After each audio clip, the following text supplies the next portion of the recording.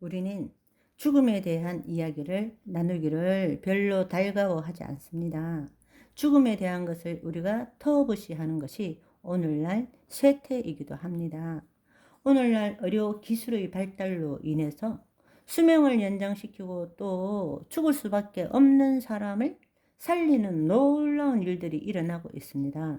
그러나 그 반대급부로 인간의 노화에 따른 자연적인 사망을 받아들이지를 않는 경향들이 이제는 당연한 것처럼 여겨지는 시대가 되었습니다. 그래서 죽음을 의료적인 실패로 받아들이는 이런 기현상들이 일어나고 있습니다. 인간은 죽게 마련임에도 불구하고 지금 사회는 그야말로 죽음을 터부시하거나 심지어는 경멸하기도 합니다. 그 결과로 인해서 안타깝게도 많은 사람들이 자신의 마지막을 맞이할 때에 자신을 돌아보거나 또 가족들과 대화를 나누고 사랑을 나누고 그야말로 하나님의 부르심 앞에서 온전한 시간을 갖지 못하고 많은 경우에 중환자실이나 응급실에서 그것도 생전 처음 보는 의사들과 마지막을 보내는 경우가 너무나 허다하다는 것입니다. 그것은 정말 우리가 죽음에 대해서 제대로 알지 못하기 때문입니다. 죽음에 대해서 서로 이야기하는 것을 두려워하거나 금기시하기 때문에 이런 현상이 일어나는 것입니다. 더 이상 살 가망이 없음에도 불구하고 우리가 의료적인 조치를 취하지 않을 때 어르신들은 소명을 다하지 못한 것으로 또 남은 가족들은 최선을 다하지 못했다는 죄책감으로 시달리게 됩니다. 자연스러운 노화에 따른 자연스러운 죽음임에도 불구하고 우리는 지금 그렇게 받아들이고 있다라는 것입니다.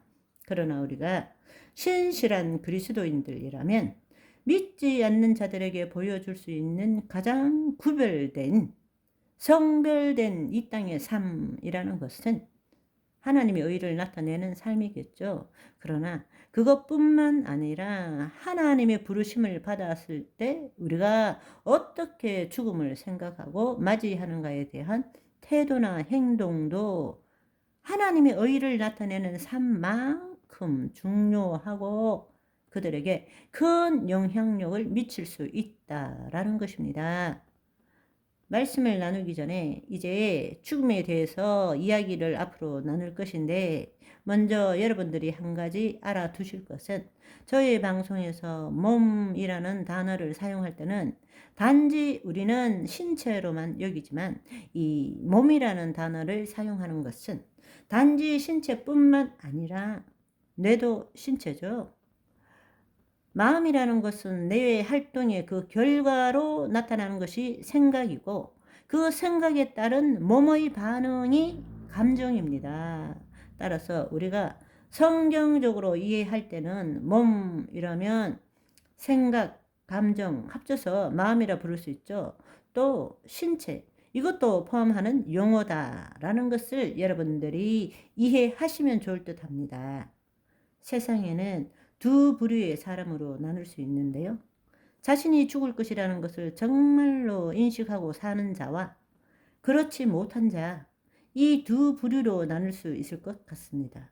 우리는 의식적으로 죽음을 멀리 하고자 하지만 실상 우리는 죽음 가운데서 삶을 살고 있다라는 것을 정말로 우리는 깨닫고 알아야 합니다.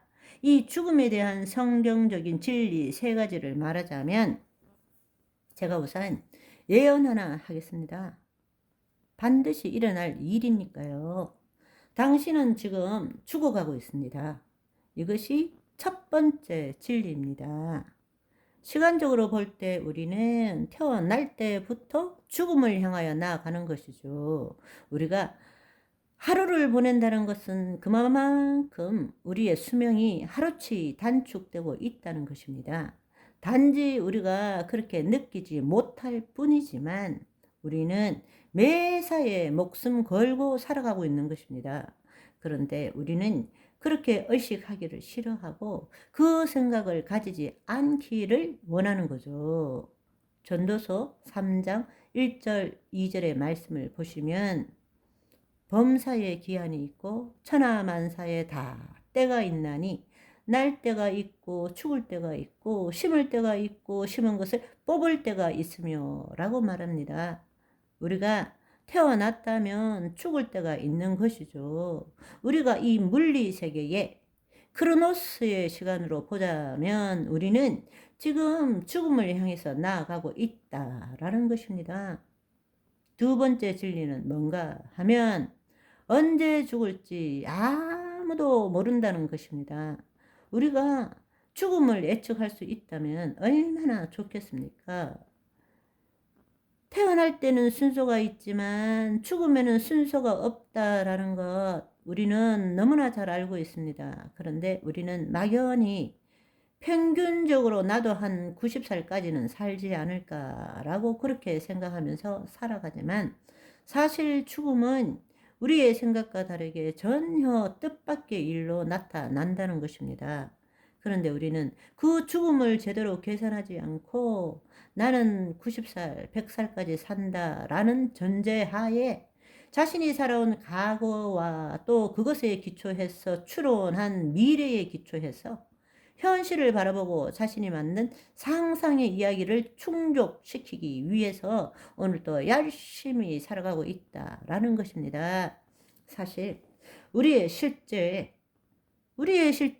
지금 이 순간 여기밖에 없음에도 불구하고 늘 현실에 대해서 온전함을 못 누리기 때문에 지금은 아니지만 언젠가는 짧게는 몇 시간 후에 뭐가 되냐, 뭐가 되면, 뭐가 어떻게 되면 내가 좋아질 것이라고 그렇게 속고 살아온 것이 30년, 40년, 50년, 60년인데도 불구하고 그것을 못 버리고 여전히 지금은 아니지만 조금 있으면 좋아질 거라는 그 망상 속에서 산다, 시달린다, 괴로워한다, 그렇게 살아가고 있는 것입니다. 여러분, 시편 90편 12절에 보시면 우리에게 우리날 계수함을 가르치사 지혜로운 마음을 얻게 하소서라고 말하고 있습니다. 그야말로 우리는 우리의 날을 계수한다. 그것은 우리가 언제 죽을 것인지를 계산한다라는 뜻이 아니라 우리가 죽을 수밖에 없기 때문에 죽음을 준비하는 삶을 산다. 언제 주님이 부르셔도 후회하지 않고 살 수 있도록 그 지혜로운 마음을 가져야 한다라는 것입니다. 우리는 더더욱 그런 시대를 살아가고 있습니다. 예수님이 오늘 오셔도 이상하지 않는 시대에 산채로 몸의 부활을 입을 수 있는 시대에 누구나 반드시 죽는다는 죽음의 진리가 부서지는 시대에 날마다 죽는 저와 여러분이 되시기를 바랍니다.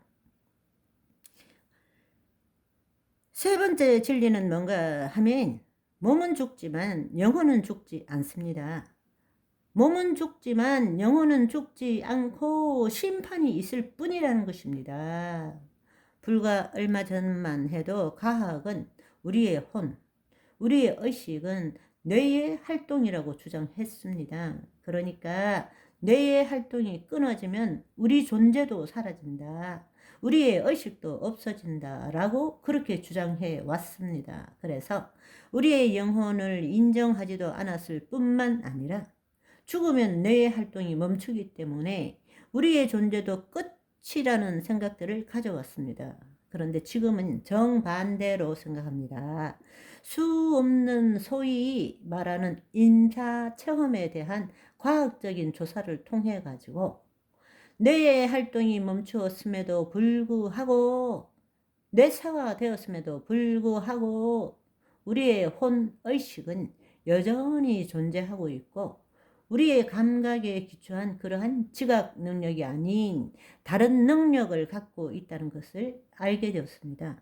이것은 놀라운 일이죠. 다른 말로 몸의 죽음이 끝이 아니라는 것입니다. 몸이 죽은 후에 영원한 삶을 살 수 있느냐, 살 수 없느냐, 어떻게 사느냐는 몸이 살아있는 동안에 당신이 어떤 삶을 살았느냐로 결정되어진다는 것입니다. 여러분, 그러면 오늘은 어떻게 살아야 되겠습니까? 우리에게 우리날 계수함을 가르치사 지혜로운 마음을 얻게 하소서.